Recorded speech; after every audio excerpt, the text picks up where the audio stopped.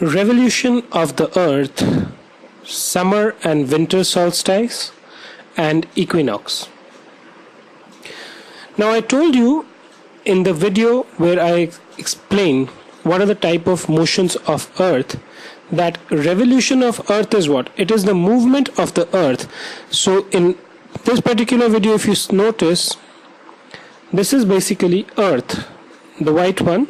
The line going across is the axis of the Earth, right? The movement of the Earth around the Sun is what is known as revolution. So it starts from this direction, it goes up to here, it then moves from here to here, it then moves from here to here, it then moves from here to here. Sun is here. The rays of the Sun goes in all the direction. These yellow ones are the ones which are representing the rays of the Sun, right? So what happens is that the position of the Earth on different dates is different, right? So what I have done in here is that on June 21 I have taken this position, September here, December here, March 31 here. This one complete revolution by the Earth is actually done in a period of 365 days and 6 hours. Right? Now we tend to ignore this 6 hours and we consider this 365 days, and therefore we say that 1 year has 365 days, right? And then this 1 year is based on basically the period taken by Earth to revolve around the Sun, and every year we keep on adding these 6 hours. So 6 hours in year 1, 6 hours in year 2, 6 hours in year 3, 6 hours in year 4. How much do we get? We get 24 hours. Do you know what a leap year is? I'm sure you must be. So in a leap year what we have is that instead of 365 days, we have 365 plus 1 is equal to 366 days. And which is the month in which there are more number of days in a leap year? It's February. Normally we have 28 days, but we consider 29 days in February in a leap year. Why does that happen? That happens because of this. So what happens is every year we keep on adding these 6 hours. Once we reach the 4th year, we have 24 hours and we add 1 day to make it 366 days, right? So this is around those time which is taken to complete. But let me come back to the topic again. Now usually we say that there are 4 seasons in a year: winter, summers, spring, and autumn, right? Do you know why these happen? These happen because the position of the Earth changes. Let me show that to you. Now if you see, when Earth is here on June 21, what is happening? The rays of the Sun will come and fall on this half, right? So this half is going to have what? It is going to have more heat, right? Vis-a-vis the one which is on the back side of this. We discussed about the rotation part as well, right? So what is going to happen is that it is going to be summers in this part, which is the northern hemisphere, right? So what happens is these sun rays fall directly on the Tropic of Cancer. I think let me explain this to you a bit more in detail. So let's say this is the Earth and I'm talking about the position on June the 21st, right? This is something which we have depicted over here, but let me just explain this independently to you. So let's say this is the Earth, this is the Sun. So this is how the axis of the Earth look like. So these sun rays basically fall like this. These are basically your Tropic of Cancer.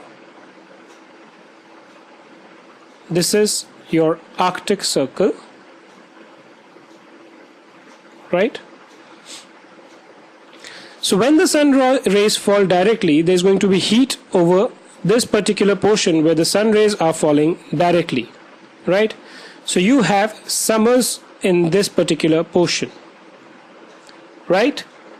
Because the sun rays fall directly on the Tropic of Cancer, there are summer in this region. If I talk about the places which are close to the North Pole, right over here, because this is a little bit inclined towards the sun, what will happen is that these rays are going to fall directly over here. So what happens as a result is that this portion, which is the red one, is going to have continuous day. And this, it might be interesting for you to know that this continuously happens for 6 months. Right? On June the 21st, what happens is that this is basically the longest day. And if it's the longest day, what does follow? And the shortest night.